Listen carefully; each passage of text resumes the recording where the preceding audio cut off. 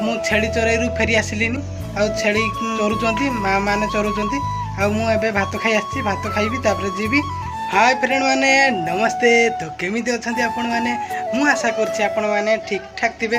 आज तो फ्रेंड माने वर्षा दोची एपटे दोची मु छेली चरईरू फेरी आसिलिनी छेली चरुचंती माँ माने चरुचंती मु एबे भात खाई आसी भात खाइबी तापर जीवी। एबाटे मो सानो भाई मुड़ी खाउचे तिया देखे देबा नहीं एबाटे मोर सानो भाई मुड़ी खाउची एटा गोटे मोर सानो भाई एठी हसुची। फ्रेंड माने मु डेली ब्लॉग वीडियो आनी पार नथली सेति पई क्षमा करिवे।